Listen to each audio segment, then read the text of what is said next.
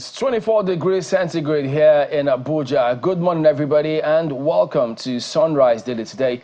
I'm Chamberlain. So it's one of those mornings when you just want to cozy up. But hey, the public holiday was long over, so I hope you're at work this morning bright and early. Good morning. I'm Maupe Ogun Yusuf. I'm talking about coziness, Maupe. It's raining in Lagos, so you can just imagine the temptation. It's the third day in the month of October. Good morning and welcome. I'm Ayo Makinde.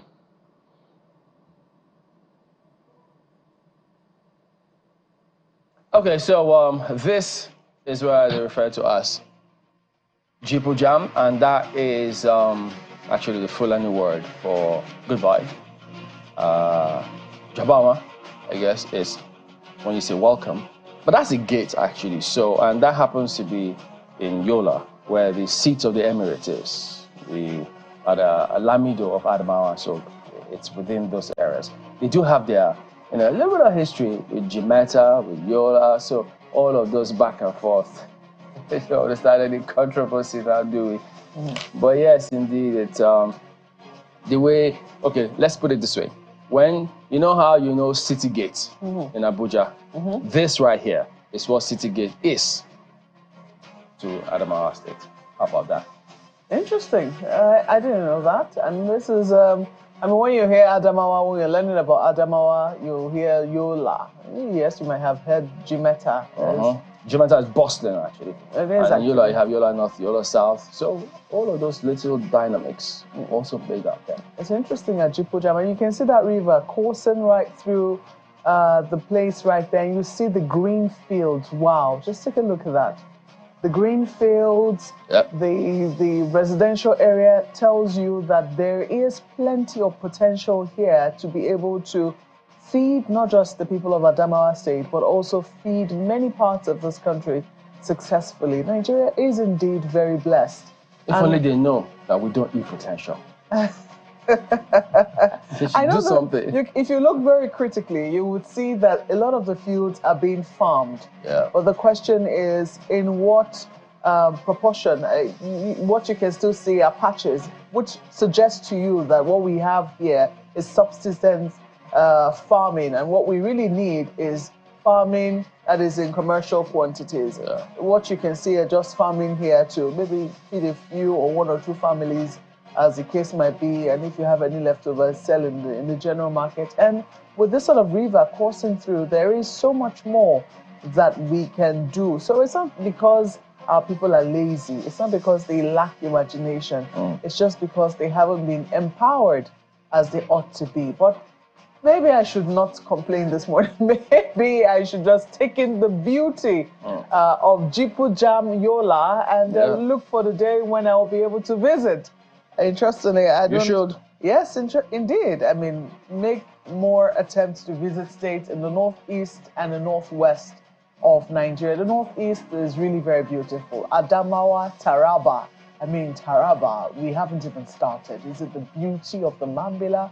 Where should we go? But at least take this one in. It's a sample of what the northeast of Nigeria has to offer. Never mind what it has been through. I mean, we can't forget in a hurry terrorism, etc. What has happened in Maiduguri, especially with the recent floods.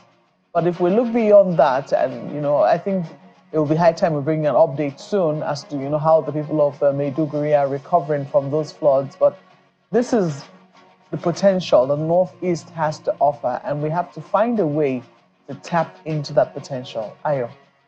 One of those potential, is in the lush green that you talk about. I mean, you talked about that lushness of the green yesterday, remembering T.Y. Bello's song, The Land is Green. And even before you mentioned it, I didn't even know you were going to go there. I'm looking at the major crops grown in Adamawa. We have cotton, sugar canes, maize, rice, sorghum, corn, millet, soya beans, groundnut. Oh, my God, the list is quite high, and that's just the ones that you can pick at just one search in Adamawa State. How about those that we don't even know that are there? And I'm not even talking about the minerals under, the ground, under the belly of the earth in Adamawa State. And definitely something there. It's unfortunate that Adamawa is not one of the first states to benefit from the special agro-industrial processing zones. I think they will be in number 2, in the second list for that. But hey, let's just wait and hope, as people are farming indeed, that this potential will actually be obvious to them and they will actually also take advantage of it. But one thing that always fascinates me is that the people who are driving around right now have no idea how beautiful their city is right now, how beautiful Jipujam and environs are right now in Adamawa State, even as we are looking at it. So if you happen to be in Yola, around Jipujam, this is what your area looks like. Well, you also happen to be around the area where business will also be going on. So, what do we expect? Well, Business Morning on Sunrise Daily this morning is going to be about impact of Middle East tension on prices of petroleum products. I saw an item yesterday when someone said, with this Middle East tension ongoing, the prices of petroleum products, particularly crude oil, may rise, and maybe Nigeria will benefit from it now, but hey, who am I? Just wait until 10 o'clock. We'll bring you Business Morning on Sunrise Daily. And then that'll be it. Meantime, is it time for the papers? In a moment, I guess. But I know that, part of what lots of people are also going to see when that comes up is tax. Okay. What about tax? I know they're working on something. They're supposed to be, actually. But there was this VAT modification order of 2024 where the federal government announces some tax exemptions for LPG, CNG. Cooking gas. Yeah, that's LPG. That hits my pocket directly, so I noticed it. But so the thing about that is, how is that going to play out? You know, when people say, oh, well, I don't know if it's apples and oranges, the regulation of the diesel market step, but the prices keep going sky high. So with this one, there are several components, but let's let you take a look at some of the headlines first, and then we'll come back to it.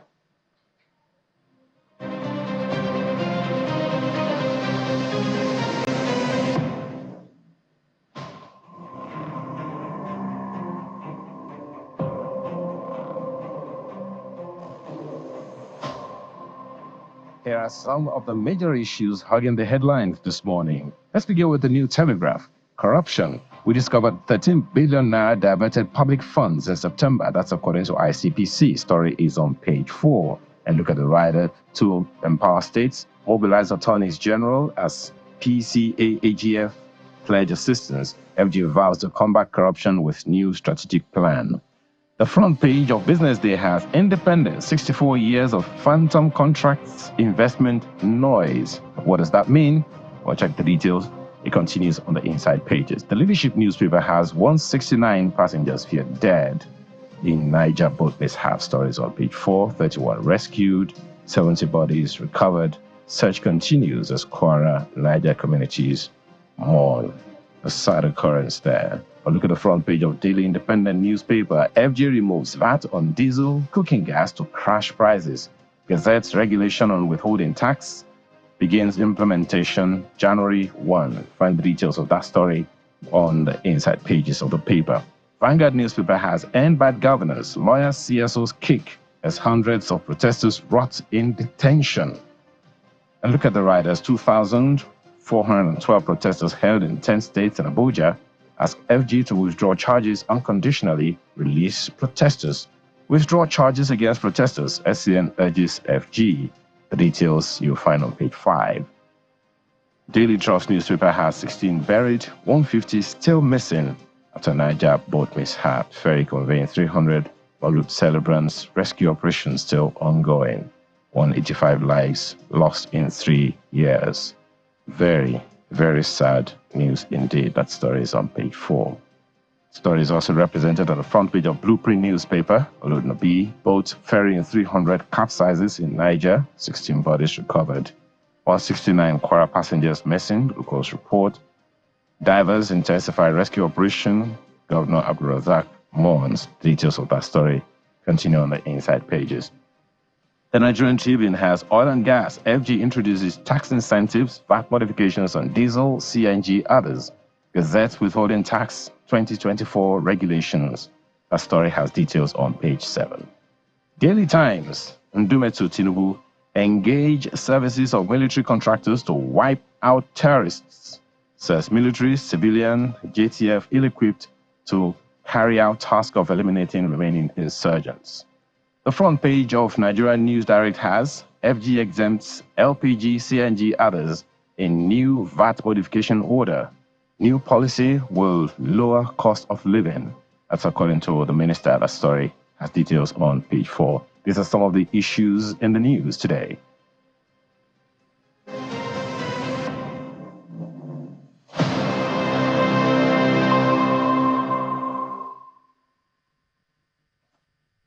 Well, it is expected to lower cost of living. But you know how some of these things play out. You never know, really, if it is indeed going to lower cost of living. I like to be optimistic about that. But the thing about all of this, guys, is that, well, you'll expect that when you get out there, cost of gas, definitely you'll see that direct impact. So if that doesn't happen, there'll be more questions as to, so why is that the case? So we'll like to see if, I mean, the initiative is good. You know, the thought around it is good. But we then need to see how that is implemented, which is part of what we always talk about here. Now, what mechanisms, what's that word now? What structure do we have in place to ensure that when these kind of policies come through, it actually achieves its desired objectives? For instance, energy costs, LPG, diesel, you expect that ordinarily it will reflect in the cost of transportation, isn't it? That's not natural. I mean, that's logical thinking. But, and I know that it doesn't happen that way. Because when these chaps who are operating, because by the way, we don't even have a proper transport system in the country. Indeed. So what's the alternative if they say, look, this is how much we're going to fix it? And sometimes they don't only rely on the cost of diesel or petrol as the main factor. It's one of the factors. You know what the other factor is? The taxation from touts, the area boys, all of those who are consistently harassing them. Even, yeah, sometimes men in uniform. They always stop them on the run. So these chaps feel, look, for instance, they also complain that that's part of what happens when we're shipping agri produce from one end of the country to the other. By the time they give us all of those levies, we have to make our monies back. So they add to it, and you and I, end users, the consumers, actually pay for all of those things. So while FG comes up with this good initiative, what about all these other components? So those are the conundrum, the challenges that the country faces, why people think. And by the way, there's been several articles concerning how much those guys make, those touts. It's very lucrative. That's why it appears as if they could almost kill you to get that thing you think is 5 naira, 10 naira. Because... Well, who's collecting 5 naira, 10 naira? Is this still in existence? No, just a typology of what they think is a small amount from that perspective that they collect. But in the long run, it is massive. And if it's connected to politicians, will it ever stop? So if you give it the right hand, it appears as though it's gone with the left. Big issues to consider. They might seem small, but trust me, they do affect the ultimate quality of life for people at the grassroots. And I think that's why a number of states, I mean, that's why we should encourage a number of states to continue to think about a comprehensive transport reform. Yeah. Lagos State has, done something that is commendable with the rail system, the light rail, which they have introduced and which you understand is now working seamlessly, but they still will have to find, because a number of people will, interestingly, I don't know if you can corroborate this, I don't know if it's happening close to your own area, a number of people who have been to Lagos in recent times say, oh, the traffic seems to be less. They're not able to say why. I mean, they don't know whether it's as a result of, high prices of fuel. Part of the reasons are actually... perhaps a lot of people are now taking public transportation. But if people are taking public transportation, it means there are alternatives, unlike the Federal Capital Territory, where, the alternatives are not that many. I have thought about it over and over again. If I were to drop my vehicle today, how will I get to work? The alternative it would be for me to wait for taxes, and that's, it's not an option. Let's just put it. But it's an option that is not an option that a lot of people, they don't have that option. They don't even have the option to be able to say, I have a car, or I don't. If they don't have a car, then they're left with no other option to be traveling in small taxis, and that is not a viable option that a city such as the Federal Capital Territory should have. I see that there are attempts around rail, but it's not really in the mainstream just yet. People are making use of it, but it's not still in the mainstream just yet. But hey, we'll keep tabs on it and see what it is that the Minister of the Federal Capital Territory is doing in that particular regard. Let's take a look at Daily Trust front page this morning, and it's highlighting something that we've highlighted here over and over again. And it's still with transportation, interestingly, but this time around, water transportation. And if we're going to leave our people to continue to use water transportation, the minimum we can do, the minimum that any state government can do, is to give safety standards. In Niger State, the people there have lost too many lives, or shall I say the whole of Nigeria has lost too many lives in Niger State to boat mishaps. We've lost too many lives around the country to boat mishaps. And yes, while we might say that accidents, no one can predict when they'll happen, they are avoidable in some instances, but that we can minimize the risk of deaths when it does happen. I think that's what we need to work on. So we need to ask the governor of Niger State, because there was a similar incident in December last year. I'm sure if we were to chronicle, there was a paper that actually did that, chronicle the number of accidents, boat mishaps we've had in the last 1 year, and the fatalities are staggering. So we need to ask the governor of Niger State very pointedly this morning, what will it take for you to be able to take water safety, safety around water transportation very seriously? What would it take for you to prioritize it? Because it is not acceptable that we keep seeing these numbers. Right now, Daily Trust is reporting 16 buried, 150 still missing. But some people are saying the figures might be as high as 300 people involved in that boat mishap. And from what we gather, these people were going to the farms to go and harvest their produce.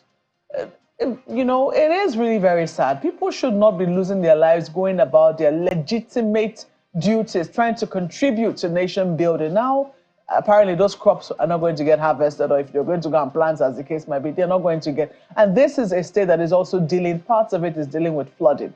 So I think that is something that the governor of Niger State needs to prioritize. We should get a very strong statement from the Niger State government, and also commitments to what we will see around the safety of water transportation in his state.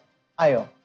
I think one of the things that has been one of the solutions, if I can put it that way, that has been suggested or put forward over time is that the over-centralization of authorities doesn't help.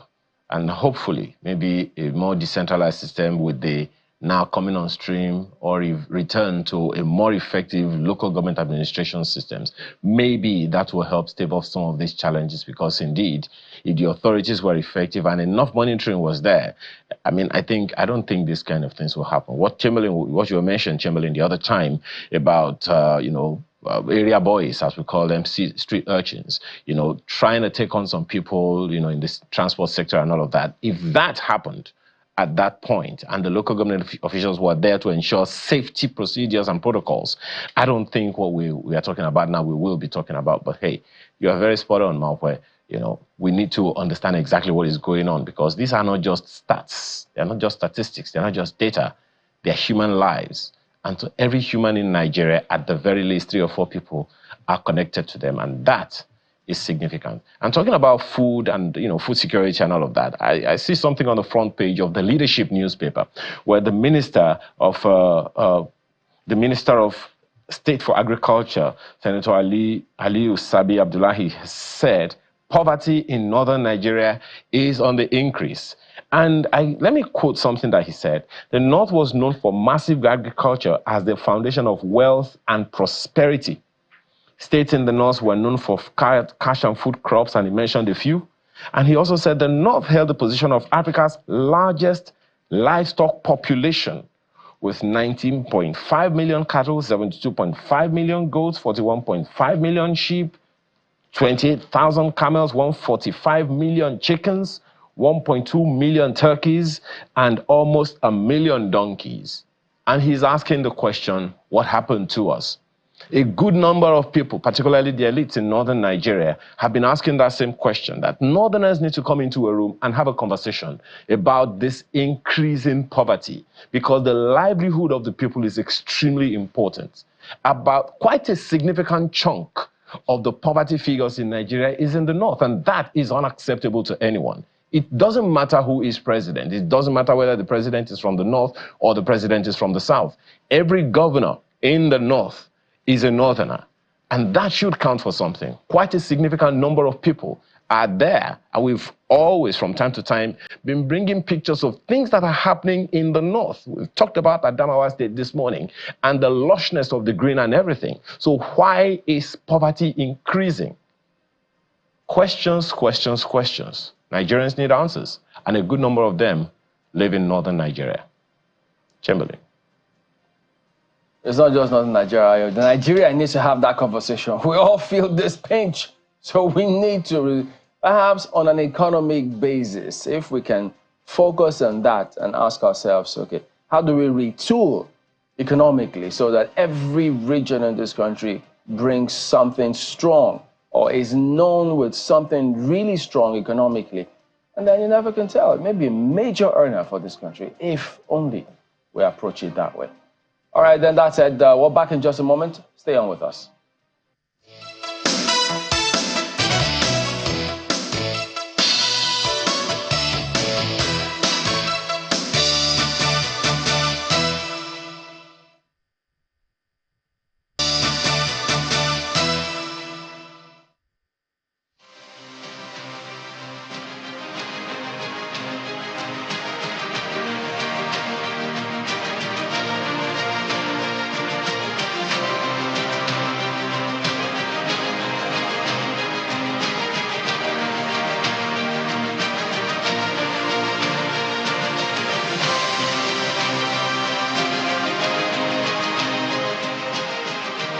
Welcome back to Sunrise Daily. Yes, you've seen Abba Aliyu. He is the DG, Rural Electrification Project. He joins us here in the studios. Good morning. Thank you for coming on today. Good morning, and thank you for having me. Yeah, electricity is huge, but unfortunately, it's a scarce commodity in this country. 4,000 megawatts for a little over 200 million people. That's abysmal. And we understand about 73% of population that needs it is usually off-grid. And there's a lot, meaning your agency comes in there. It's supposed to play a huge role. So at the moment, even though, of course, we'll talk tariff as we progress, where are we in the scheme of things to ensure that the rural areas are no longer in darkness? Thank you very much. So the Rural Electrification Agency, as you rightly said, has the mandate of providing electricity to unserved and underserved communities. And we do that by providing distributed renewable energy to these communities. And the reason being for that, it's very strategic. Strategic in the sense that, so the cost of building the national grid, right, from where the generation sources are to these rural communities is very expensive. And I give you the rule of thumb. For example, it costs $1.5 million to build just 1 kilometer of transmission line. And in these rural communities, their uptake is very low, most of the time less than 1 megawatt. So it becomes now strategic to find the most efficient and economic means of powering these rural communities. And the second reason why it's strategic is that we have the abundance of these renewable energies. We have the solar radiation, we have the mini grids, we have the small and micro dams, we have the biomass, we have the winds, all the renewable sources needed to generate this electricity to provide these rural communities. So that is why now the decision of the federal government is the Rural Electrification Agency should go through the means of providing distributed means, distributed renewable energy to power these rural communities. So we don't rely on the national grid. We go to these rural communities, put out the generation plant, build the distribution network within this community, empower the communities. So you don't have to extend the national grid from the main source down to these rural communities. So that is what we do. And at the moment, we are implementing our project in different phases. We have the Rural Electrification Fund, which is a fund being financed by the Electrification Act, right? We normally get this funding from the market, the electricity market. So the Act provided that in an event where the regulator impose fines or levies in the electricity market, or the excess revenue, a certain percentage of the excess revenue of the regulator should come to this fund to be used to electrify the rural communities. So that is one source of funding that we do, and we implement projects for that. How much have you gotten in the fund now? So far, as at today, we have close to 6 billion naira that we are using for this electrification. Is there a target? And do that. Yes, so there is no target for imposing levies, exactly, okay. Right? But could you give us a picture? All of these phases, what is it that you want to achieve? What are the targets for each phase? So that is why, like I said, there are different projects. So, for example, there is a new project that we are starting the next month called the Distributed Renewable Energy Scale-Up Project, which is a $750 million financed by the World Bank. The target of that project is to electrify 17.5 million Nigerians. And I must say that this is one of the most ambitious projects in the world. Based on my understanding, apart from India that had moved many unelectrified people to having electricity access, there is no any other country that has an ambitious project like this. So this is a project that we are starting. The target is to electrify 17.5 million Nigerians, 30 million of them through isolated mini grids, 1.5 million Nigerians using interconnected mini grids, 12 million Nigerians who will electrify them using mesh grid and solar standalone system. So that is one project with its own target. Then there is the capital project, which is the yearly budget that we get from the National Assembly year in, year out.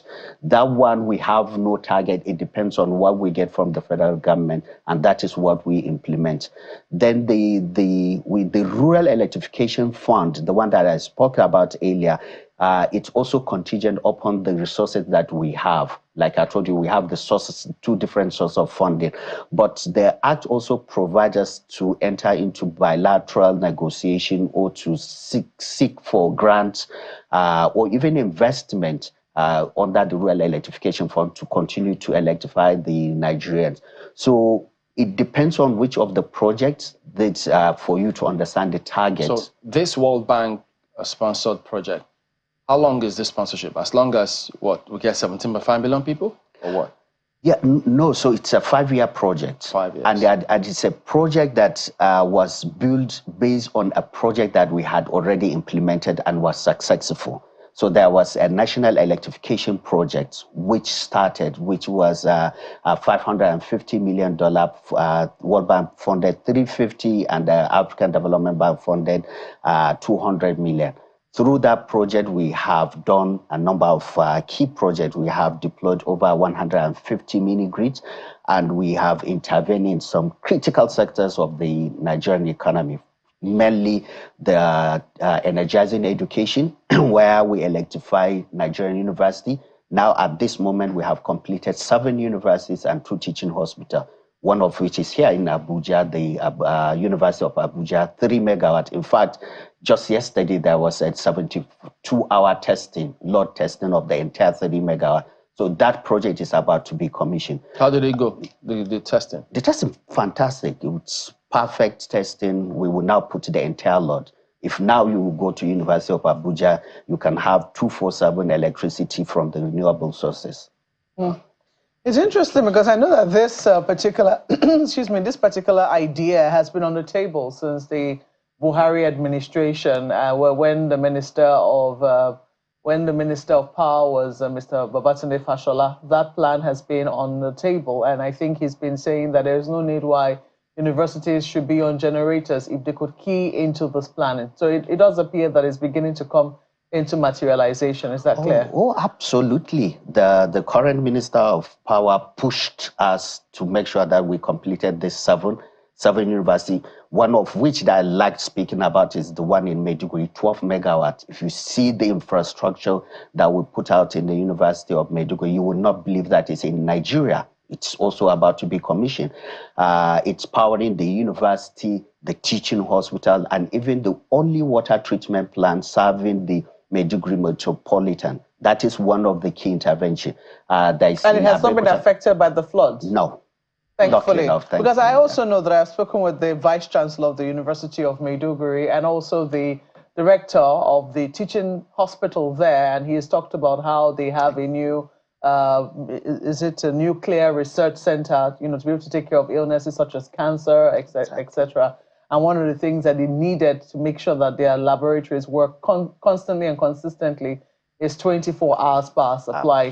So it's a good thing that this is beginning to materialize. Are you also intervening in the universities that, how will I put it now, that have been complaining in recent times? For instance, the University of Lagos, we've seen University of Ibadan come on. Even the University Teaching Hospital, UCH, about one of the oldest, if not the oldest hospital in the country, complain about unbearable electricity fees. How are you coming to the aid of those organizations, or is that outside of your mandate until you're able to intervene as REA? No, so it's still within the program. What the previous government, the approval they secured, it's 37 universities and 7 teaching hospitals, and that is what we are implementing. 37 universities, yes, and you've just been able to do 7 of them. The phase 1 is 9 universities, but we were only able to complete 7 out of the 9 in phase 1. Phase 2 is 7 universities and 2 teaching hospitals. We have even started phase 3, which is 8 universities and 1 teaching hospitals. The phase 3, we will start commissioning anytime by the first quarter of next year.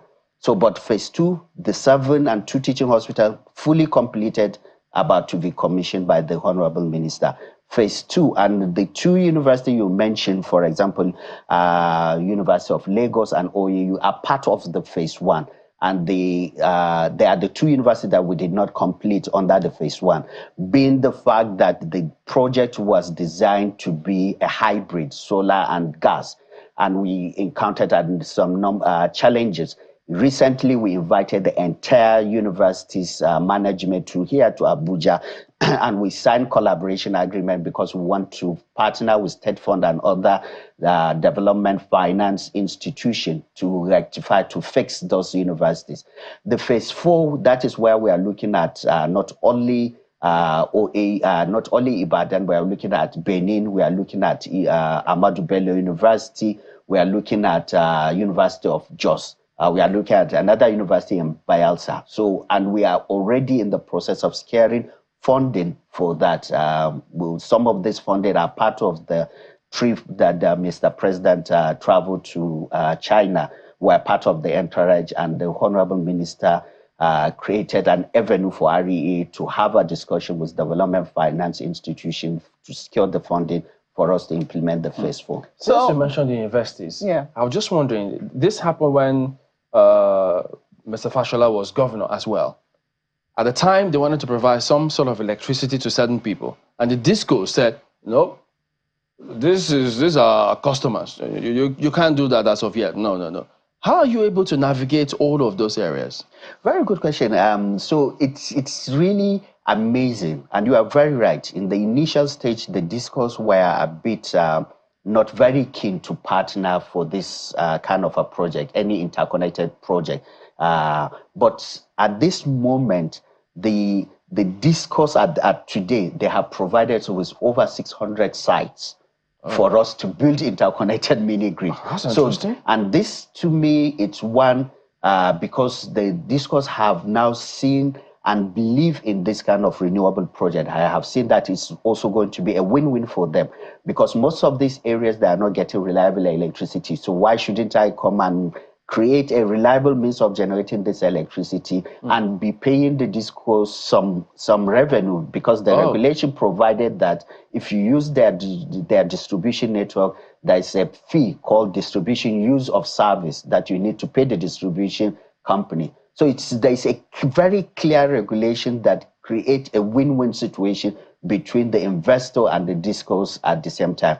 And this is not only concerning the university project. Like I told you, we are doing massive community project. The 156 million we have deployed are all in communities. None is in it's included that of the universities, one of which is about 180 kilometers away from here in Nasarantutu. I'd like to reference that. The interesting fact about that was when we went to the community, we did the load analysis. What's their demand? We realized that their demand was around between 260 to 280. But we provided a mini grid of like 350 kilowatts to provide a headroom for expansion. But at this moment, if you go to this community, their demand has surpassed 1 megawatt, which is more than 300%. And this is when we went back to find out, was it because of a fault or an error in our initial load demand analysis? What we realized is just because share coming up of small and medium businesses. If you go to the community, you'll see ice cream making businesses, welders. My apologies to ask this question. Yes. Are the universities going to pay any tariff? Yes, very good also question. Yes. So the clear principle of our project is sustainability. And any electricity project that does not have economic framework, it's bound to fail. So these projects are going to be, we will charge a tariff, which is much cheaper. And at the same time, we, in all this university, we provided 100% metering. We provide a SCADA system that will tell us in the event of any bypassing of the meter. So we are learning from some of the mistakes of the on-grid and making sure we transfer them and make sure we address them in the off-grid. Some people will say perhaps the name of your agency should be changed to Off-Grid Electrification Agency, because you certainly are not just based in rural communities, even though that's where your primary focus is. And I would imagine that a number of lawmakers, you know, who are always seeking constituency projects for things like the street lights, you know, electricity in my community, transformers, and so on, will be queuing at your door to say, my people don't have light. Are you experiencing that already?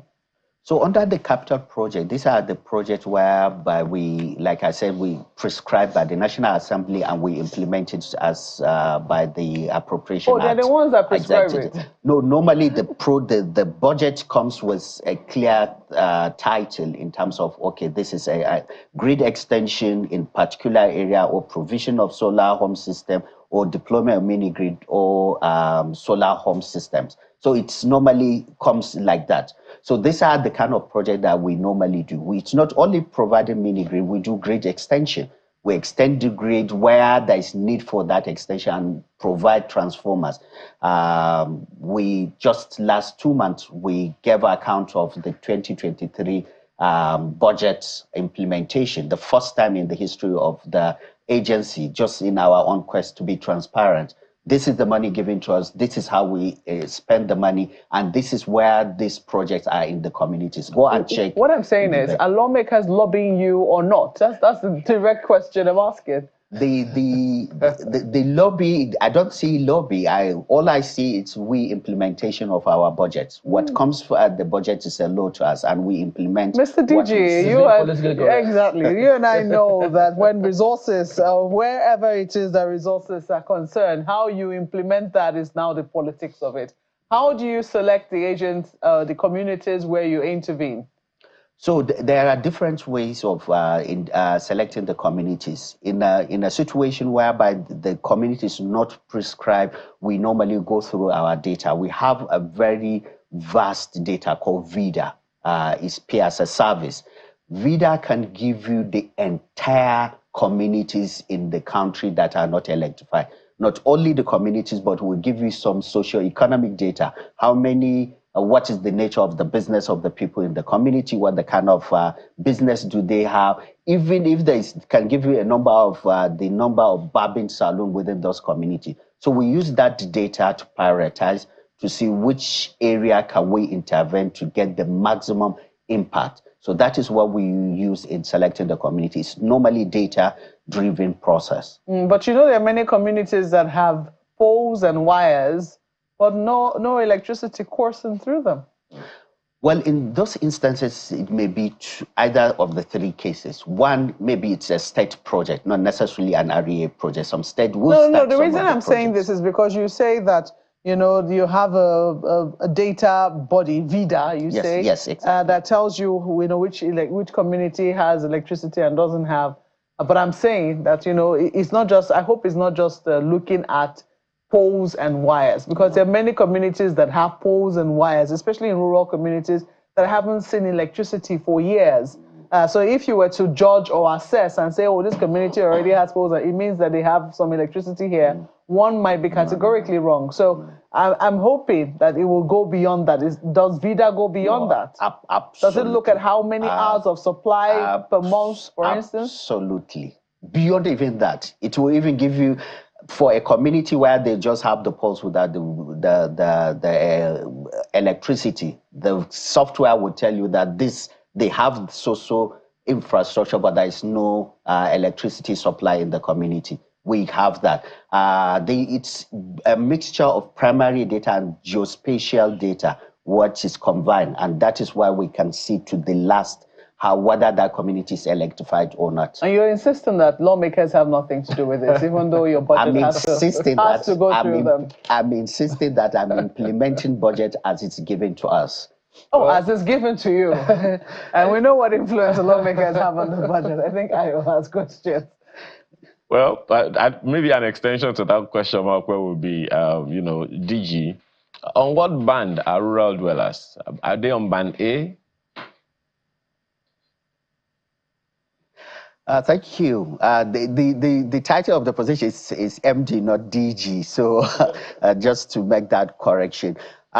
We operate in communities that do not have access to electricity, or they have unreliable access. And so we are not operating on band A, band B, or C. We normally operate on those that are not in the band that, so these are the communities that do not even have access completely, or those are in the band D and E, those that do not have reliability in the supply.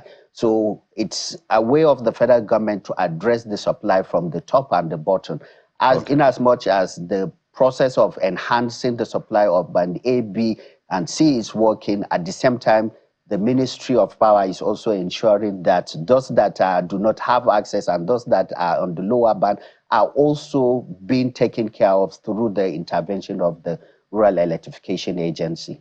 Even though some of these universities that Chamberlain and Maupe have mentioned have already been placed on a particular band, and they are really, you know, unable to sustain it, so it'll sound. You may want to respond to that. But at what cost do rural dwellers get electricity, or don't they pay anything?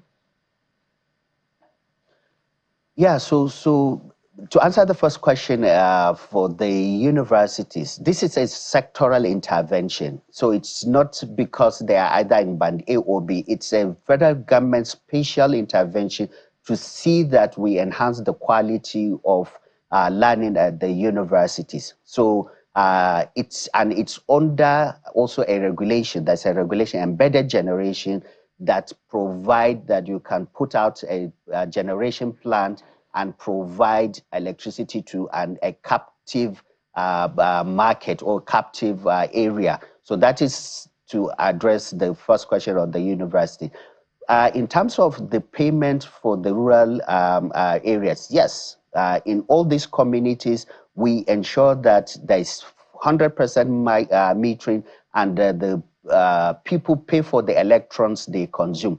And I must say that, you know, what we are doing for the sustainability of our intervention, we are not electrifying this community on an EPC base or It literal means we are not contracting contractors to go and provide this electricity. What we are doing is a scheme built around the private sector.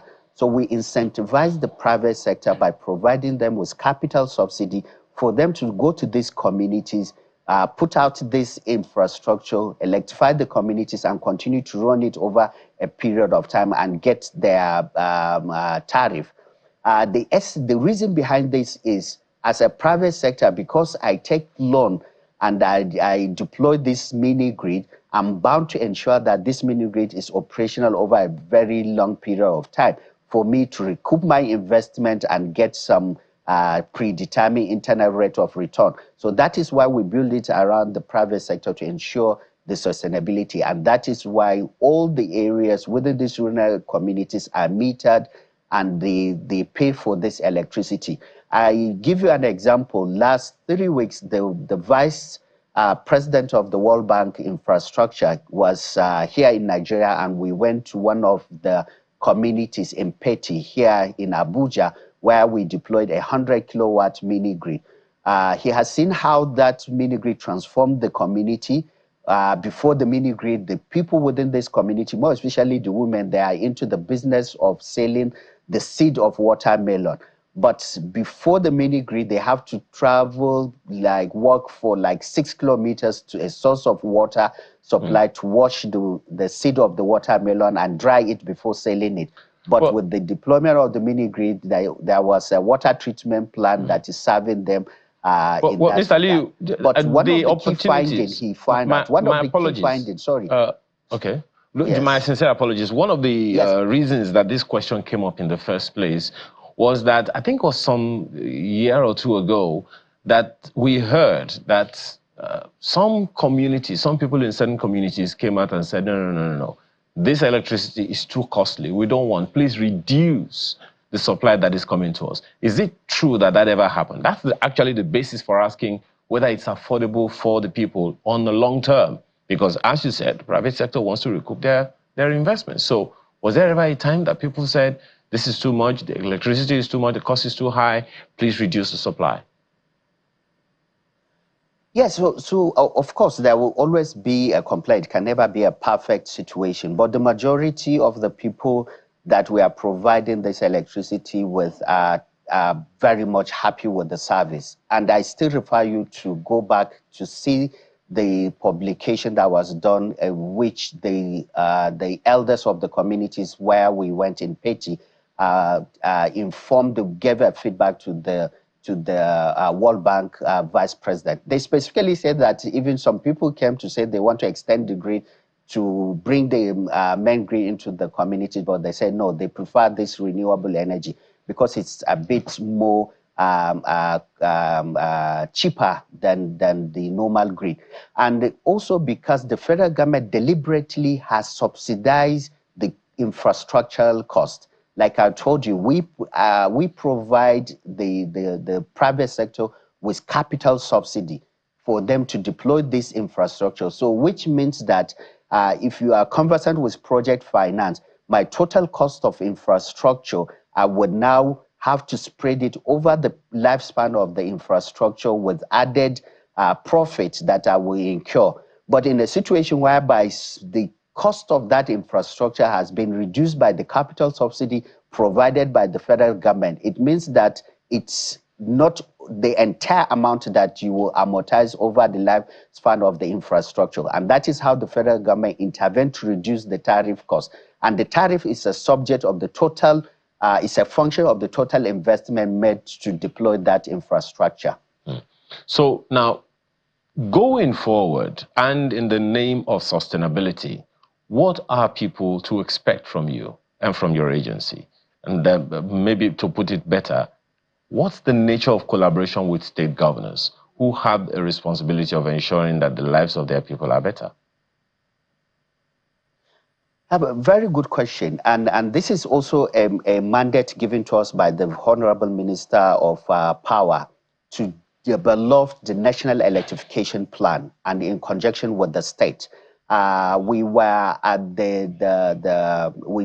management of REA was at the office of the vice president who chairs the National Economic Council to seek for the permission for us to make a presentation to the National Economic Council of the plan that we are working on, the National Electrification Plan. And this is just our own way of bringing in the states, not only the states, but the local government and even the communities. So what we are doing is we want to develop a plan for each state, each community. And this plan would take stock of what is the existing infrastructure in the state, in the local government, in the communities. What is their level of electrification? What are the renewable sources available within these communities that can be harnessed to electrify the communities? And we will now aggregate it to have the 37 different plans of each state, and we will use it to have the national plan. This plan would provide a pathway of electrification of each state.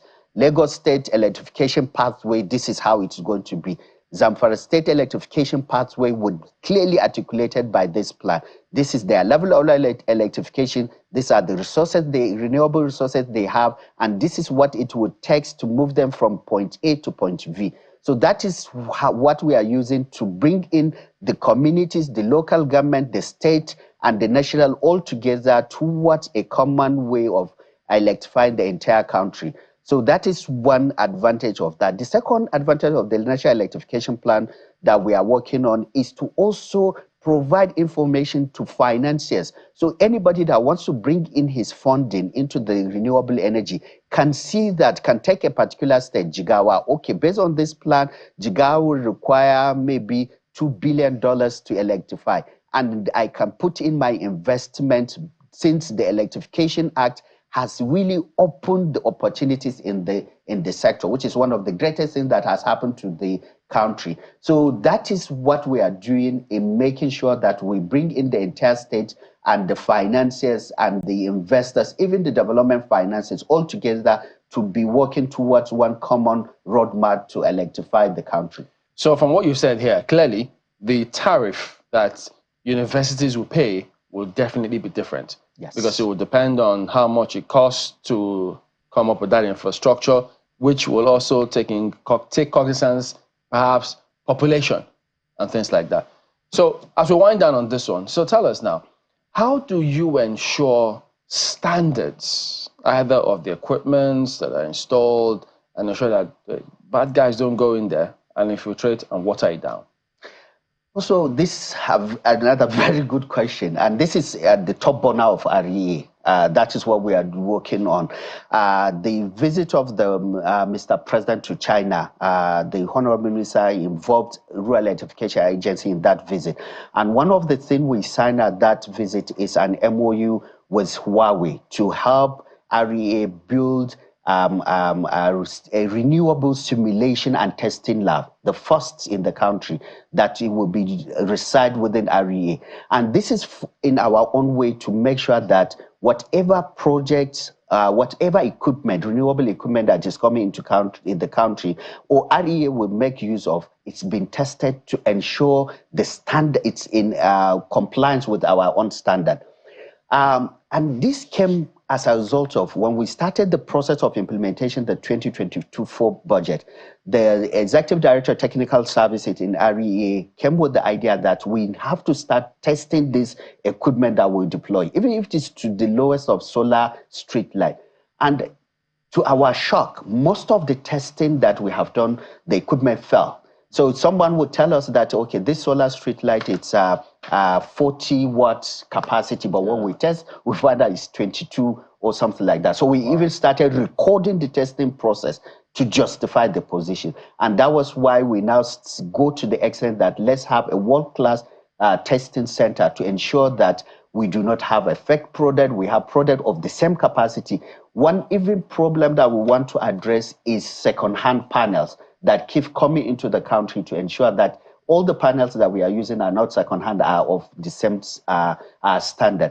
And the main essence is not even for us to make sure that compliance of the standard, it's also our own way to crystallize investment in the country. because we don't want to continuously import this product into the country. We want to make sure that investors, people with funding, can feel comfortable to bring in their financing. And in a market, if there is a lot of counterfeit and fake product, I can't bring my money because I can't compete with such kind of product. All right. Yeah. Very interesting narrative. So, local government chairman, you have heard. Yeah, there's no reason to feel it's just a phone call away to ensure your rural areas are all electrified.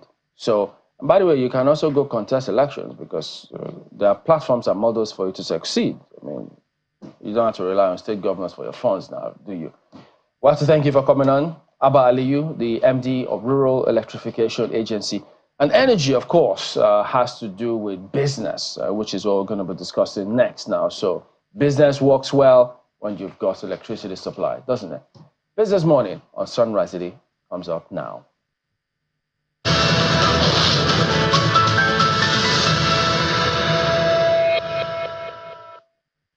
True word, Chamberlain. Without electricity, of course, there's no business, no economic activity at all. And laudable idea there. But as we always say, we like to see it go beyond the talks into the works. And well, you've highlighted there the role of the local government.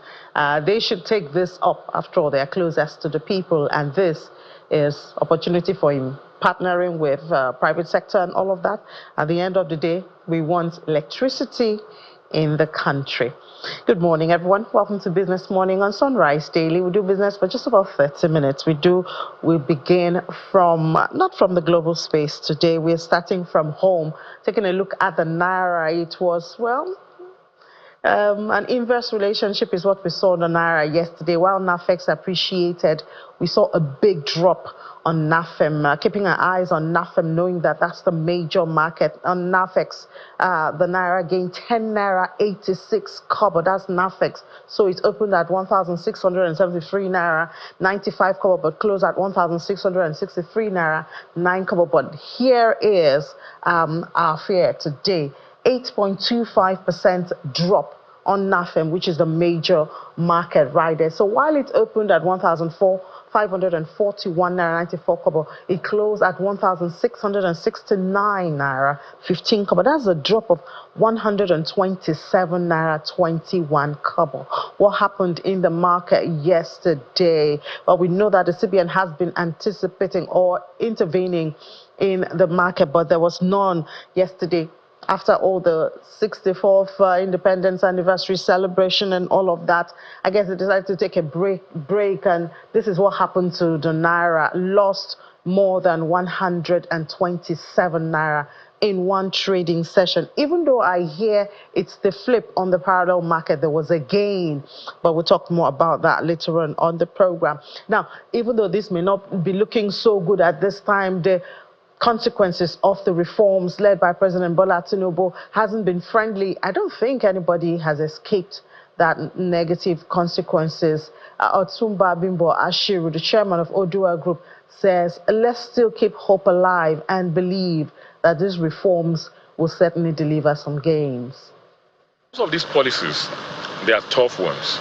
And it's just like when you start make a policy, even in your home, when you make some laws that look, this, we are going to feel the pains, I can tell you that.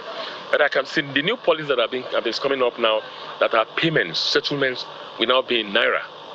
It will strengthen our currency. Because when you say payment balance of settlement should be done in foreign exchange, in dollars, then it puts pressure on a Naira, because you need now start looking for dollars. And so many, it's a lot of supply and demand and supply. So if the demand outweighs supply, then there will be scarcity, there will be pressure on that thing. So I foresee a strong Naira in the next future, Hopefully by first quarter or second quarter of next year. For example, in Nimasa now, you pay Naira.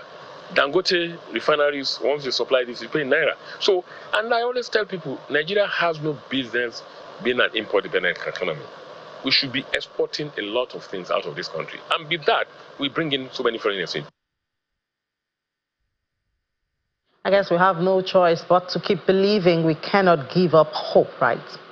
Now let's look at what's going on with oil prices, which of course affect us. And Middle East has been tense in the last couple of days, where oil prices ticked higher in early trade on Thursday as investors weigh the escalating conflict in the Middle East and the potential for disruption to crude flows against ample supply in the global market. Look at Brent for this morning. It added 64 cents. 64 cents is about 0.87% right there. So it's at $74.54 a barrel. That's for Brent. WTI went up even more than that, more than 1% that it added. That's about 72 cents added to it in the last couple of hours. So it's $70.82 a barrel. And needless to say, the Middle East is a major driver of this. An Israeli strike on central Beirut's Bakura neighborhood early on Thursday left 2 people killed and 11 wounded. The Lebanese Health Ministry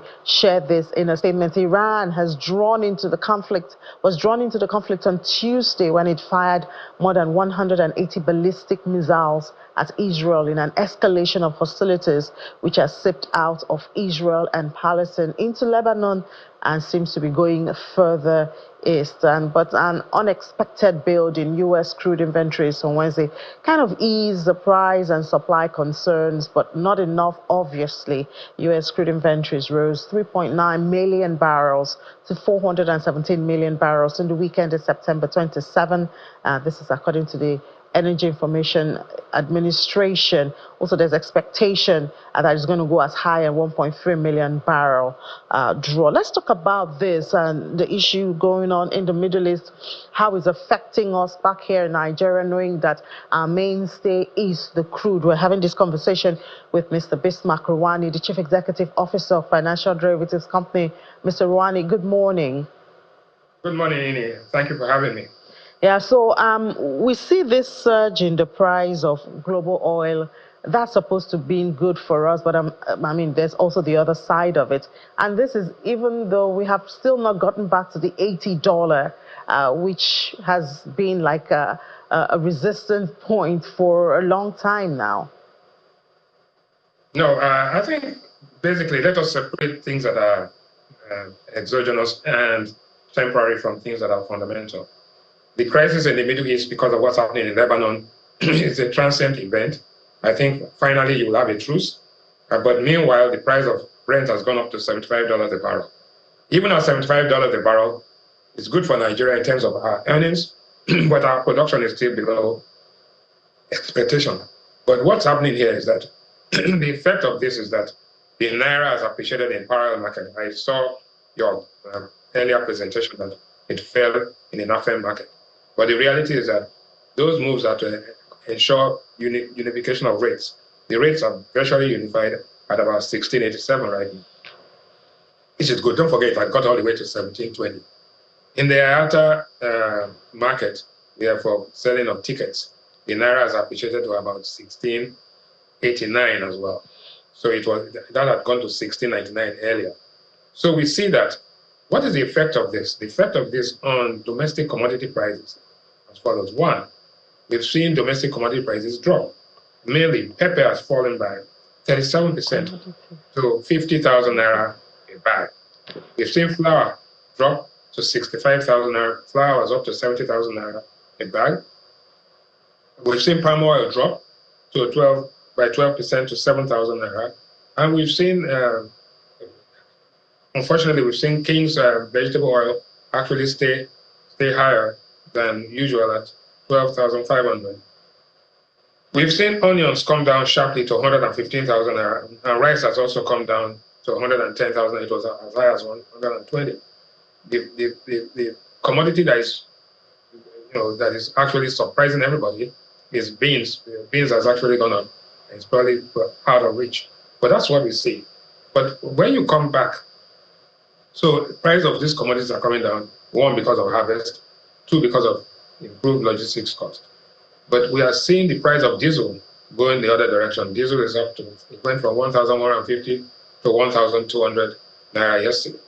So we are beginning to see unification of rates between the price of diesel and the price of PMS. PMS, meanwhile, is trading at about 897 to 900 naira a liter. We expect it to reduce to increase to about 1,200 soon.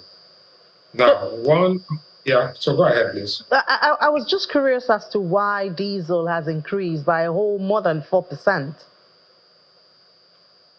I didn't get that.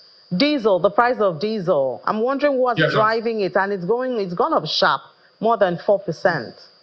No, but the point is that diesel is a product that comes from crude oil. If the price of crude oil increases, so the price of diesel will increase. So you can expect that. That's natural. But also, the demand for diesel is beginning to increase because people were carrying low inventory. They did not know what will happen come October 1. People were expecting prices to change. So people kept inventory low. Now that October 1 is here and the price has not changed, people are now going back in. But in the meantime, there are some shortages that we are beginning to witness, right? And that has become very clear, okay? Then also I wanted to ask Mr. Ruwani, so we see because of harvest, a lot of the commodities, especially the perishables, are reducing, but beans has been up. I don't think I've seen it reduce for a couple of months. Is there any particular thing that is affecting the price of beans? No, there are three things that are happening. One, the harvest season, so we are getting the same products. Two is the flooding. So even if there's a harvest, flooding has affected the roads and the logistics cost and has also destroyed a lot of the goods. But meanwhile, because of high interest rates and the heavy cost of carrying inventory, some farmers are beginning to sell.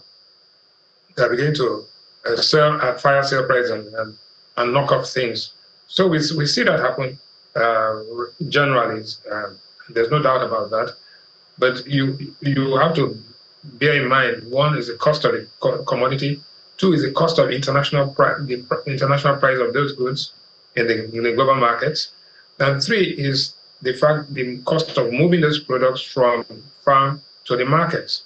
So all of these things put together, and the opportunity cost of carrying cash and carrying inventory, these things have brought about price adjustments. Also, please note that people do not have purchasing power. A lot of the income of Nigerians has been eroded because of inflation on one hand and because of currency depreciation on the other. So they cannot buy with what they don't have. So that is beginning to have an effect on the price of commodities. So for now, we think that in spite of everything, we think that inflation will still increase. Food inflation in particular will increase to 34. Headline inflation will increase to 34%. But this is only temporary. When the imported commodities that are going to enjoy the duty waiver come into the country, you will see that those prices begin to actually reduce. We've seen that in wheat flour. Wheat has come down from 70,000, 71,000 all the way to 65, and we expect it to drop to 59,000 when those ships begin to get docked in Nigeria this week or next week. Yeah, but it's a short-term thing. I mean, it's supposed to be over by December. Yes, it's not that short term. You see, there are times of the year when the price of commodities reduce. And at the same time, that is the time of the year when Nigerian visiting friends and relatives are coming back. So we see the Naira appreciating. When you put all of this together, you will have a mildly stronger Naira, you will have lower price of goods, and then you will have the cost of moving the goods from farms to markets, all having an effect on domestic commodity prices in the near term. So generally speaking, I think let's keep our breath, and we should expect that prices will stabilize in the next couple of weeks. But don't forget the Christmas season is here, and once the Christmas season comes in, the demand for commodities increases and the prices begin to go up again in December. So let's not get too excited. We are here. This is going to be a very long, painful recovery. And wow. That's the story of life. Wow. Reality. Thank you so much, Mr. Bismarck, for your thoughts and perspective this morning. Thank you very much for having me. All right, let's take a break. When we come back, it's Global Investor Week. How does that concern you? Are you an investor? Do you want to be initiated to be an investor? We'll have that conversation after the break right here on Business Morning on Sunrise Daily.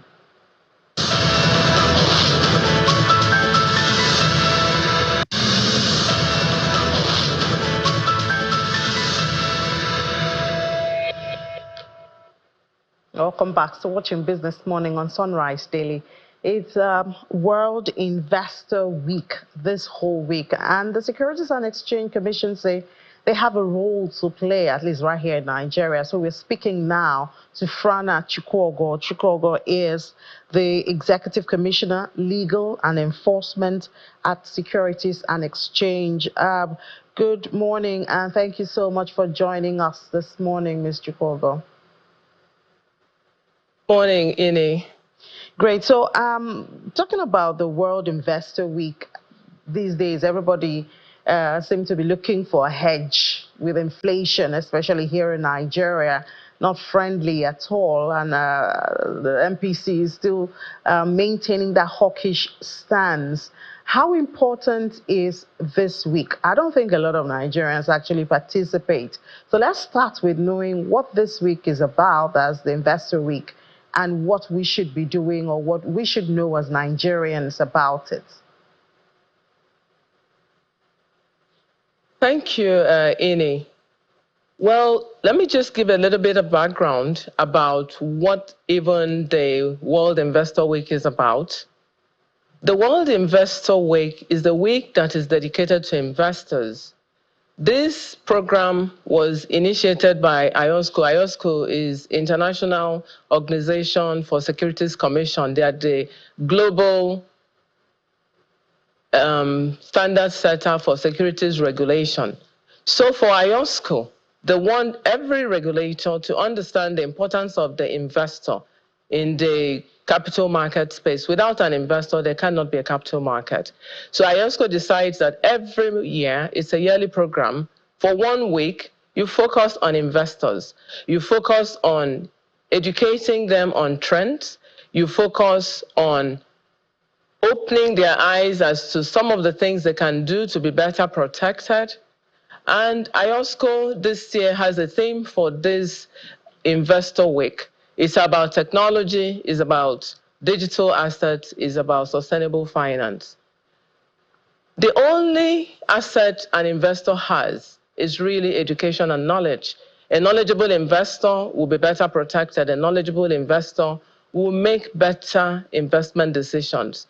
A knowledgeable investor would know when not to invest and will know where to go and what to invest in. So if you ask why investors may be interested at this point, nobody ever knows it all, and you can never know too much, not even as an investor. There would always be emerging trends. And for those emerging trends, you want to educate yourself even more. For the SEC, investor education is something we do on an ongoing basis.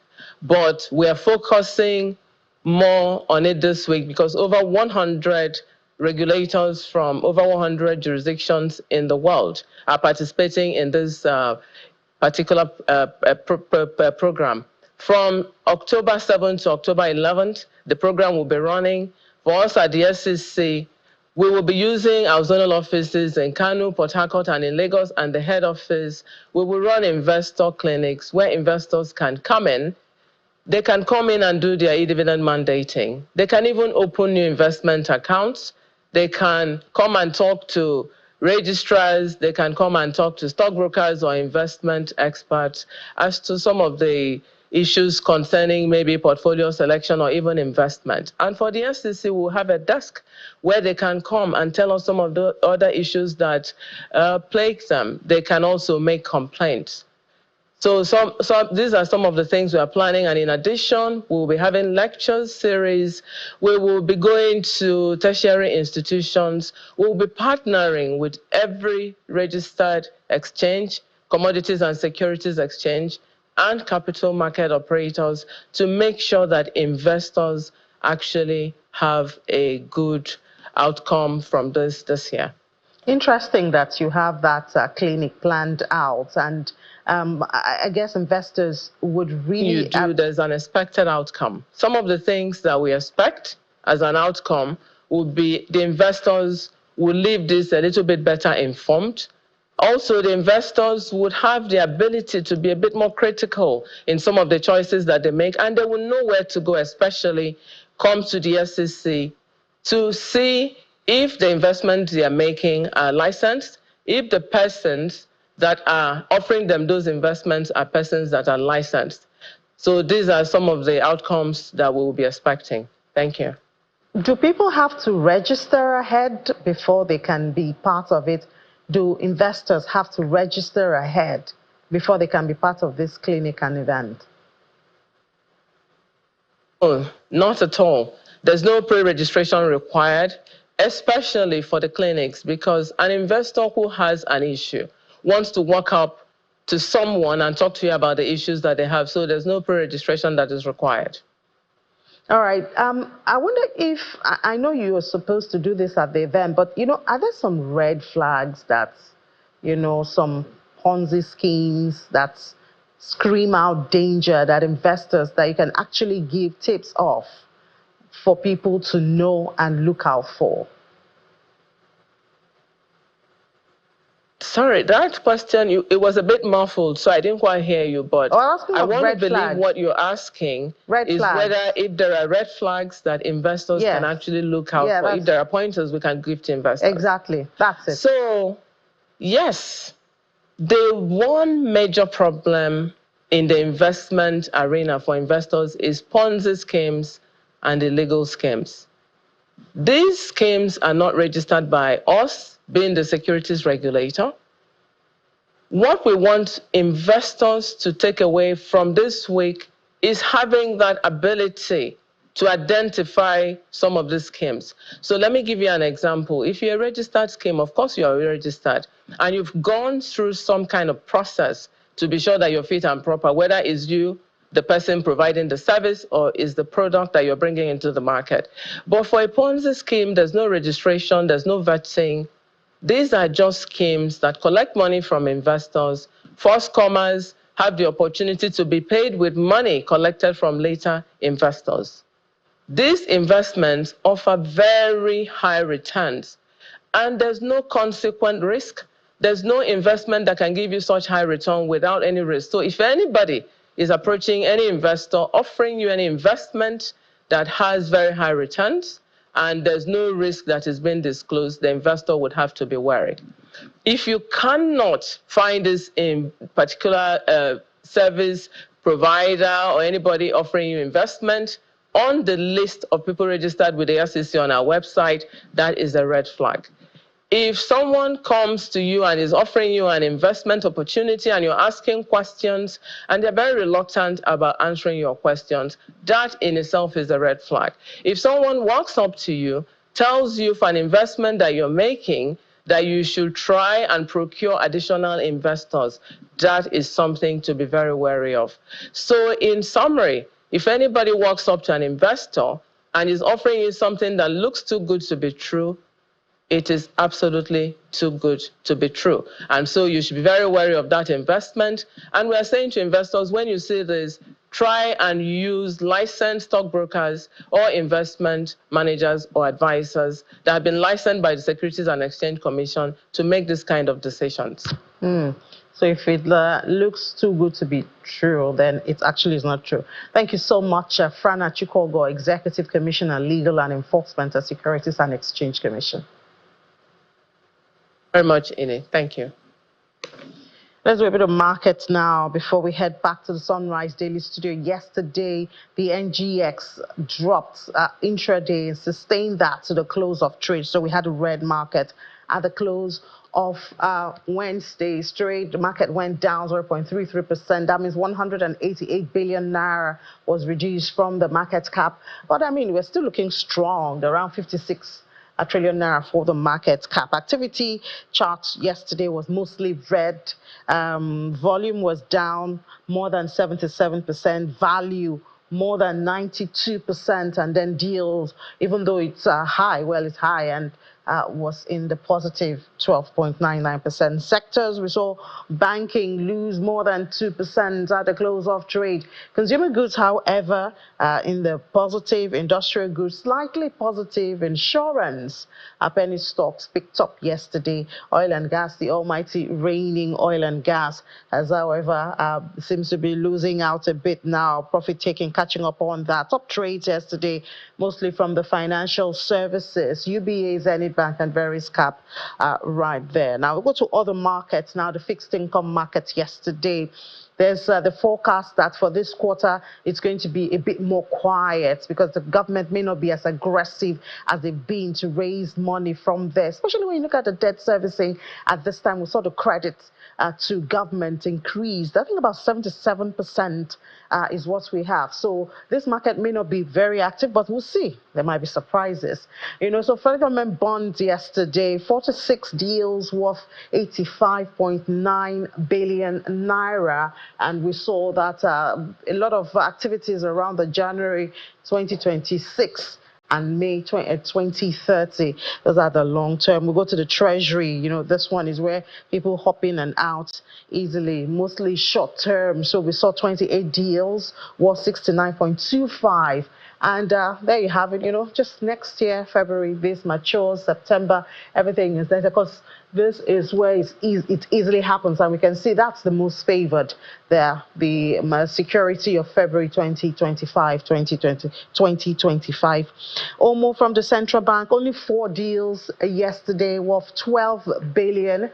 And once again, February 2025 is right there. And the more favored one, 10 billion naira, is the worth of activity that happened in that market yesterday. So that's what the market looked like at the close of trade on Wednesday. We'll obviously bring you more at 1 p.m. I'll be back here at 1 p.m. with Aniti Ede to give you intraday numbers as well as other trending stories from the world of business. And we did promise yesterday that we'll give you highlights of Channel's forum, our focus on the economy that will be on Business Incorporated. Now let's head back to the Sunrise Daily studio.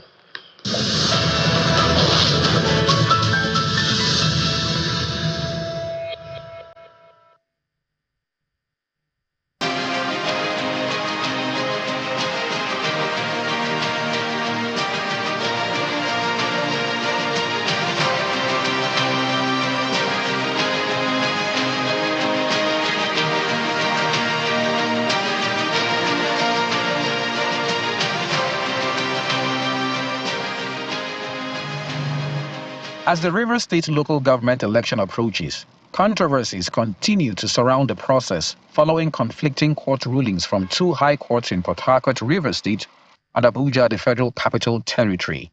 The Rivers State High Court has ordered that preparations for the election proceed as scheduled, while the Federal High Court in Abuja issued an order restraining the Independent National Electoral Commission from releasing the 2023 voter register to the Rivers State Independent Electoral Commission, RISEC. RISEC, in response to the order, says it already obtained the 2023 voter register as far back as November last year.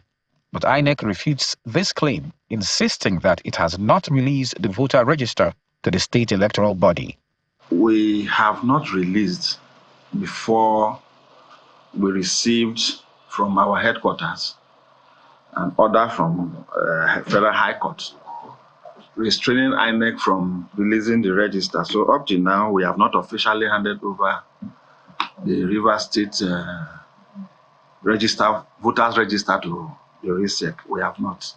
Let me place it on record before the hearing of the entire world that as we speak, we are already in possession of the 2023 updated voters register for the conduct of the October 5th local government poll in Rivers State.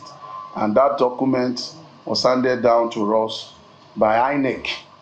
Despite the legal battle, Rivers State Governor Siminalayi Fubara has remained resolute, declaring that his administration will provide the necessary logistics to ensure the election goes ahead as planned.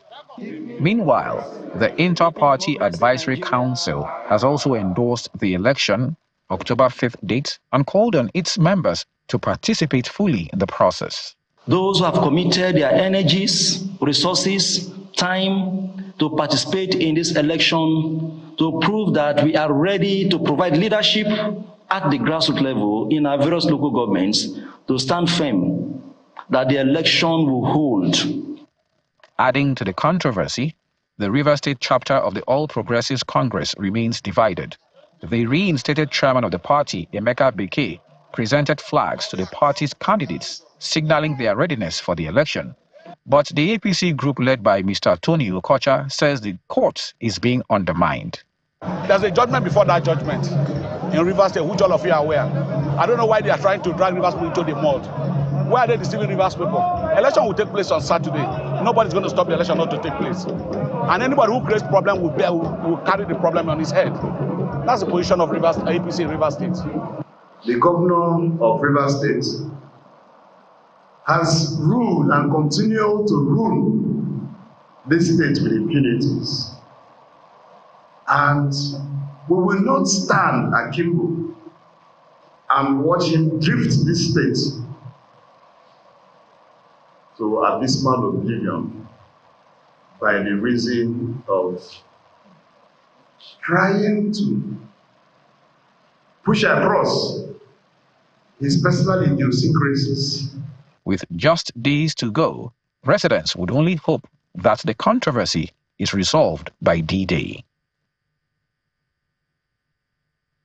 All right, so let's go ahead and talk to both gentlemen, Mr. Emeka Bekay and Mr. Tony Okocha. Gentlemen, good morning to both of you, and thank you for joining us on the program today. Let me start with you, Mr. Emeka Bekay, having been reinstated by the court. What is the current position of things now? Because we hear INEC there saying we have not released the register. So, well, on the other hand, your team say you have it. What is the situation now?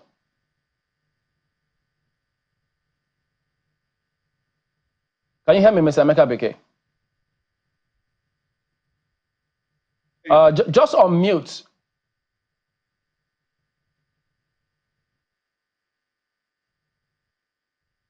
Yeah, I can hear you now. Go ahead.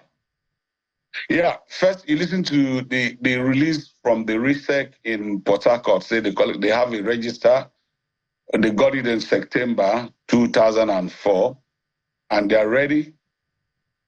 The 24th of September 2004, they are ready for the election. They have the register from the INEC, and that's what they're going to use in conducting the election. The RISEC is ready for the election, and nothing that is going to drag us back from that election.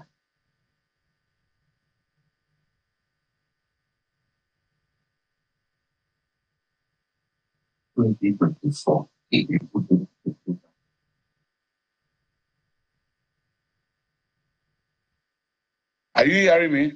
Okay, I can hear you now. Go ahead, please. Yeah. I said the RISEC has gotten the register from INEC. Okay.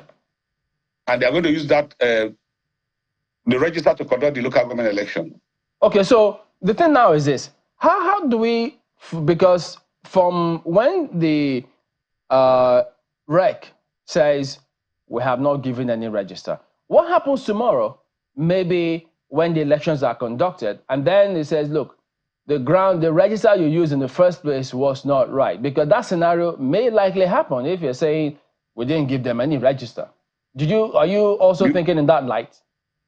First, you must understand that all the elections that are conducted, the local government election that's taking place in all the states, they are using the same 2023 INEC register. That's what I use to conduct election across the country right now. I see reason why Rivers State will be a different issue altogether. Okay. Let me bring in Mr. Tony Okocha. So, Mr. Okocha, I understand that there was some protest by which you led. Is that right? And what was it about? Thanks for having me and having my colleagues just to be here. Yesterday, we had addressed the media and we had said to Nigerians that the governor is at the bed of crass illegality and barefaced lies. Again, today, after the discussion yesterday, today, an angry mob, let me use the word mob, or citizens of the state, coming from different political parties, APC, PDP, and other political parties, who have agreed that they will abide by the judgment of the court on the issue of the election. So that's what you are seeing today. They have thronged out in their large numbers to visit with the DSS to hand over our letter of protest, to also visit with the CP to hand over our letter of protest. That's the protest you are seeing today. very peaceful. We are exploring all legal means. We are exploring all peaceful avenues. Even when we have seen that the government had already unleashed the recipe for violence and crisis. So we are a law-abiding political party, and we are saying that we will obey the law, the judgment of the courts, very high courts, delivered on Monday by His Lordship, Honorable Peter Lipo of Court 10, Abuja. So that's where we are. Okay, so could you tell us, in what capacity are you leading this protest? You should know clearly by now that we are leading the protest as the leaders of APC in Rivers State, known by the party. We are. The party set up a critical committee and has given us another 6 months to operate. By December 5th, I will not be here, except there is something else that happened. So we are the chairman and members of the caretaker committee of the All Progressive Congress in Rivers State. So is there any court decision backing those actions? Of course. What are we doing? Like I said to you, that we are not likely to take the laws into our hands. We are saying that there was a judgment on Monday, just on Monday, on a suit number FHC/APJ/CS/987 of 2024. The judgment was clear, very explicit, because the judgment said that 30 days notice, which of course is primary, was not issued to any political party. And that as we speak to you, that INEC said they said to Nigerians that INEC had handed over a list of voters to them. And the register, INEC is saying no. Just yesterday, the REC said no, that they have not given them, that they made applications primarily. And while they were processing the applications, they had instruction from the national. And there was a judgment of court restricting them and making them refrain from any attempt to give out any document whatsoever. Okay. So, what are they going to conduct the election with? So, we already heard Mr. Beke say every other local government in this state are conducting it with the 2023 register. So, what is the big deal about this one? If this election goes on Saturday, what will be wrong with it? Everything will be wrong. When somebody berates the law, then everything is wrong. It's illegality. So that's what is wrong, because the law says don't conduct election on the 5th of October. Maybe there could be time some other time when the proper things would have been done. So until that judgment is updone, we stand with and by that judgment. So if your group does not participate in the elections, Mr. Beke says, well, he's the leader of the party and they will participate in the elections. I don't want to join issues with Mr. Beke, who is chairman or flaunts himself as chairman of APC in government house. I am chairman of APC Nigeria, Rivers State chapter. So I won't join issues with him at all.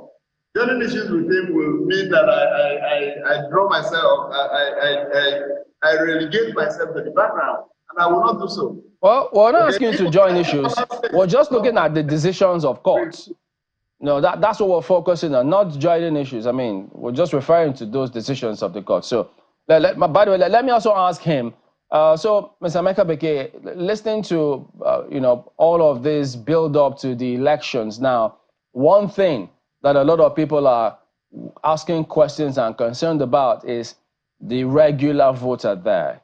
Do you think that if the election goes on a hold, which you say will it be as peaceful? How do we ensure that they can all come out and vote peacefully?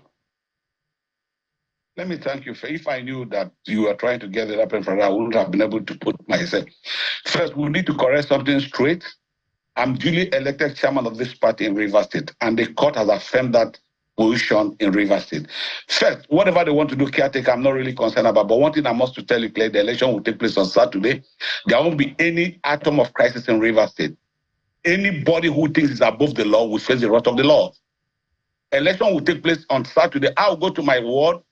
I come from Ward 3 in Emoha local government. I'm going to be my ward. I'll cast my vote. And the election will be declared in Rivers State. Anybody that is not comfortable with this should go to court. This is a state where somebody will sit down and want to stop electoral process. What you're telling me today, somebody can wake up tomorrow morning and say, Mr. President, I'm getting order from the court. You are no more the president of this country. This is the first time I hear that kind of, this election will take place on Saturday. Nobody will stop this election. We are all born from Rivers State. We're all citizens of this state. Anybody who thinks that is above the law should go hand in electric transformer. The election will take place on Saturday. Nobody will stop this election. I want to make it loud and clear. But that sounds like that you're threatening violence, because I mean, if they listen to you, they might feel, oh dear, that they need to be cautious. Let us get straight. There is no violence. This same thing that is happening today, some years back, this same Tony Okocha that is sitting there talking, protested in Rivers State, slept in INEC. Did heaven fall? Did anybody die? Why are they making issues out of nothing? There are people who want to live their life from the councillors. And suddenly one person don't want those things to happen. The election will take place on Saturday. Well, what can you tell us? I mean, your party's NWC. Are you in touch with them? Why appears as though we're hearing discordant tunes from them?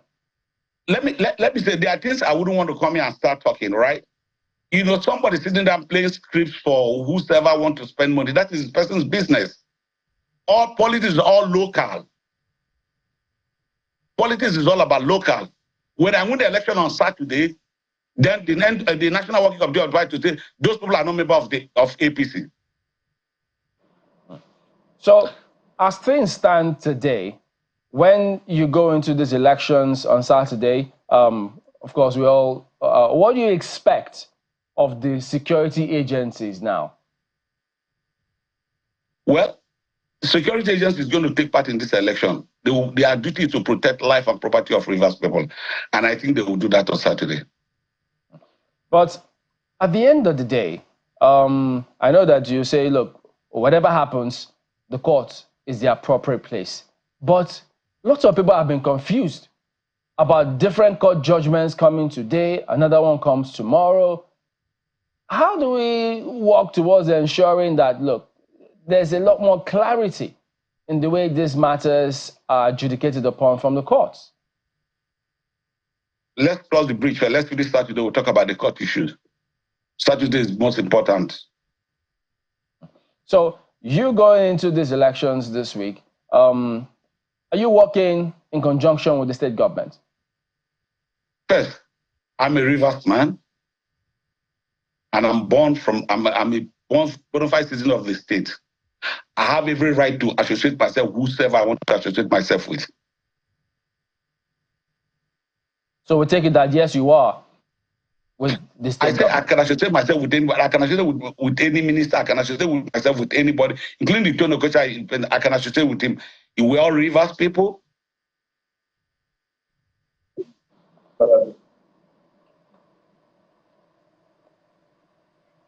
Well, okay. Well, Mr. Bike, I was actually hoping to get your perspective on the question that Chamberlain had asked you before. Let me go back to Mr. Okocha very quickly. Mr. Okocha, let me ask you, first of all, are you saying that no candidate of the APC is participating in the elections on Saturday?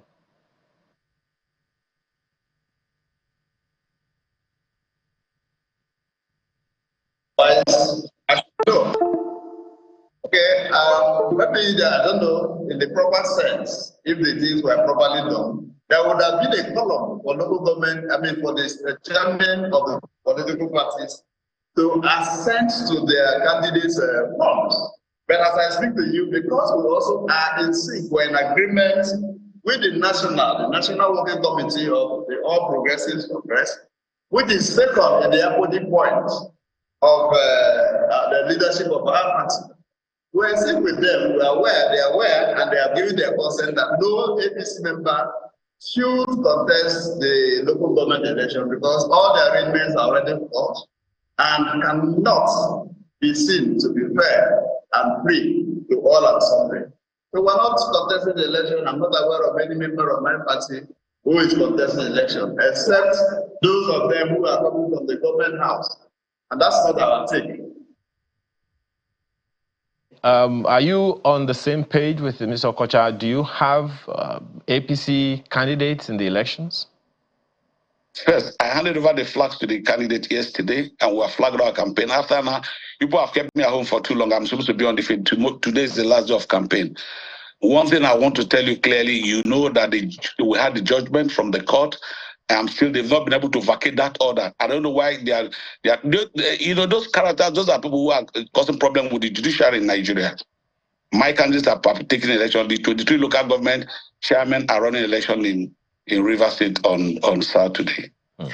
Now, so now with this now, and everyone is listening to this, I'm just wondering, Mr. Bekay, if there is any conversation you are having with the apex body of your party, the APC, is there? Because I know at least that there's a deputy national president for South and all of that. What conversations are you having? Are you having any conversation with the leadership at the national level? You know, when you wake up and start asking this question, you know what is happening in this country.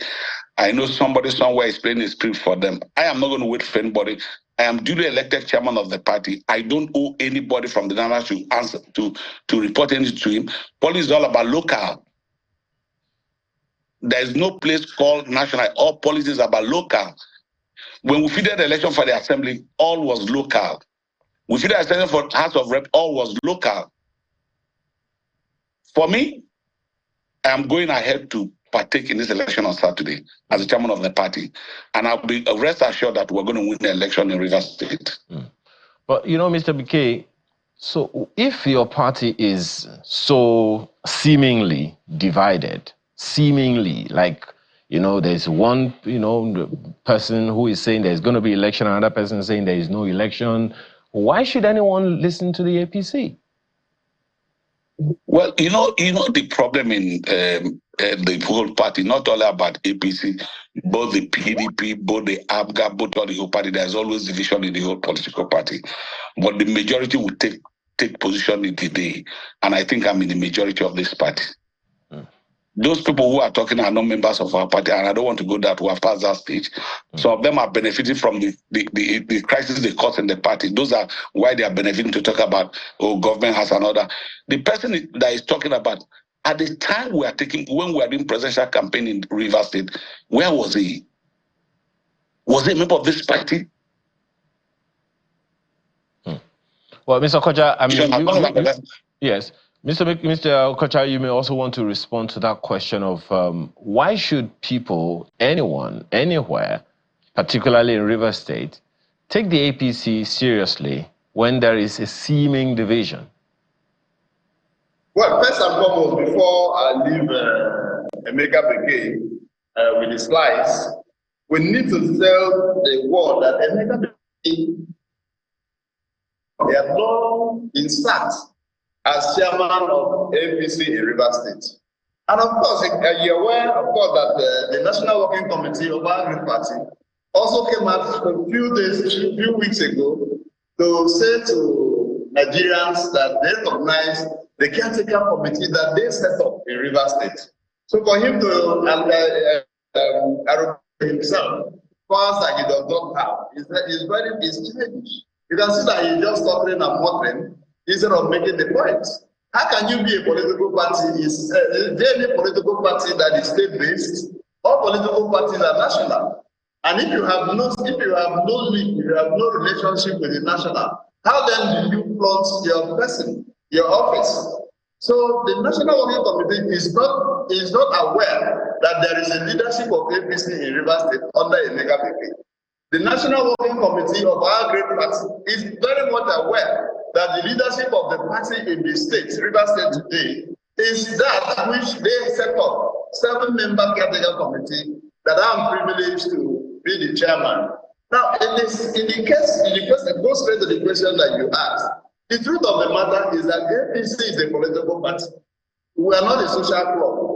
What we do in political party is that you put up candidates for election and support those candidates to win election and be part of the government of the day. But as we speak, the processes are flawed. The courts have said repeatedly that the processes are flawed. Just on the 30th of September, the last straw that broke the camel's back came from the court. It's not from us.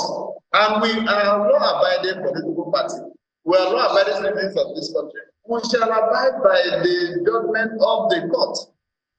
When they talk about judgment of IPC, Igwe, and all of those, you can see that they are all procured. I'm not scared of using the word. The reason I say so is that neither police nor DSS nor INEC were parties in the suit, but in the judgment of the courts, the court included them in their judgment. So who does that? How does that happen in law?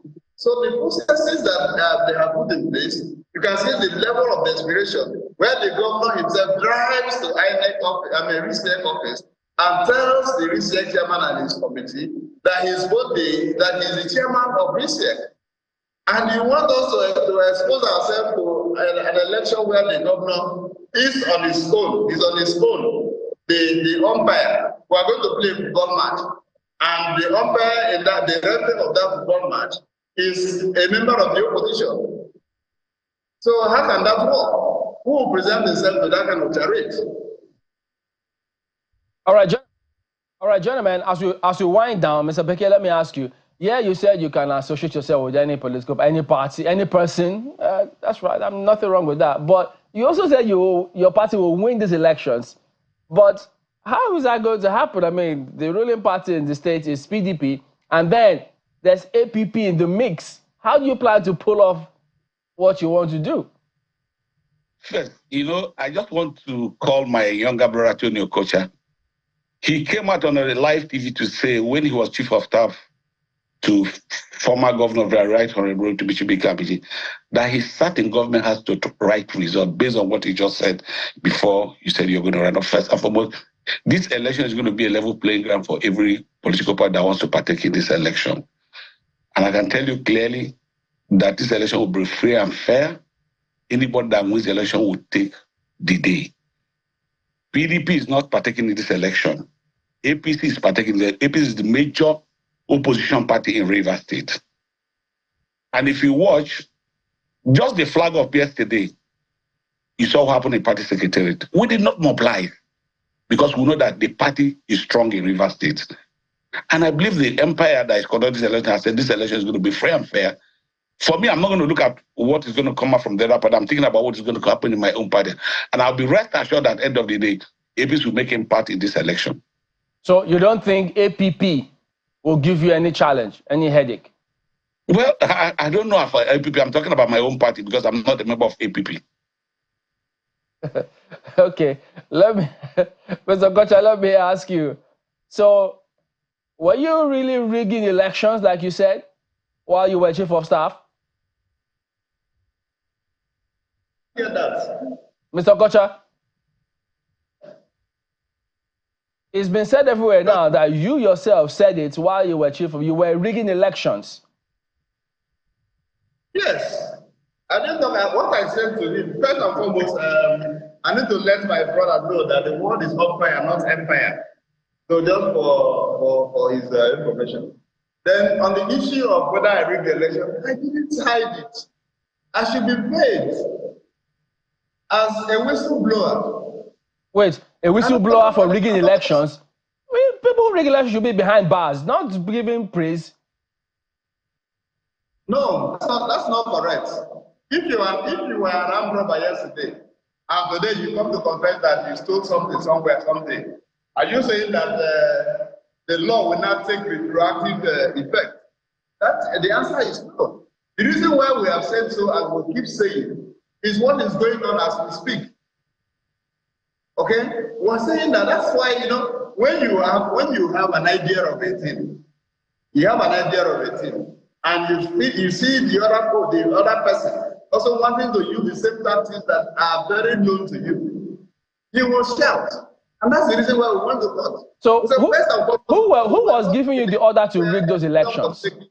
For an election on the 5th of October. Mr. Kocha, you were not working alone. You were acting on some orders, were you?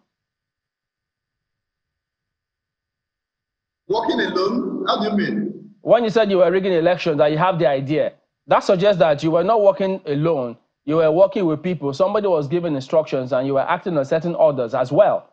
Is that right? Yes, all of us were together, including Emeka Bekay on the other side. Wait. He was with you when you were rigging elections? Yes. Mr. Bekay, what's going on here? Is that correct? Ask Tony Okocha, when he was in the election, was I part of him? Did you ever hear me to say that I rigged the election? I never joined to rig the election. Are you saying that under Amechi's government, you never participated? I did not follow you to do any election. I did not partake in any election whatsoever. Please don't get me involved. So you are not part of the making of my friend, Lucky One. I don't know, but I wasn't with you. Did you see me there? You know, when you wake up and commit yourself, you want to put me part of it. I'm not part of that. You rigged the election. You have to. We are going to ask the police to arrest you that you rigged the election. So who was in charge of the government back then? I don't know. I'm not part of it. You were the chief of staff to Amechi. Mr. Okocha, please. Mr. Okocha, you were there when the results were. Which result? Me, Emeka Bekay. Anyway, let me make it clear that we're partaking in the election on Saturday, and after the election, we'll give victory to the party. That's the most important thing. Well, unfortunately, we're out of time. I can't go further because this revelation is shocking to a lot of people about election rigging. So what happens? I mean, political friends, people, well, it certainly is interesting, and I'm sure that we'll like to explore this a lot further. But this weekend, whatever happens, there has to be peace so that the people out there in Rivers State, they deserve their right to go about their businesses freely, whatever it is that they want to do. We have to thank both of you for at least finding out time to talk to us this morning on Sunrise Daily. Mr. Emeka Bekay, thank you for coming on, and Mr. Tony Okocha, thank you as well for coming on today. Thank you. Thank you for us. Well, Ayo, that wraps it up this morning. I'm still trying to take in this election rigging part of the whole thing. Well, that is the show today, this morning. Thank you for watching. We'll see you next time. I'm Chamberlain, so goodbye. The news is on the hour. I'm Ayo Makinde. Have a wonderful rest of your day.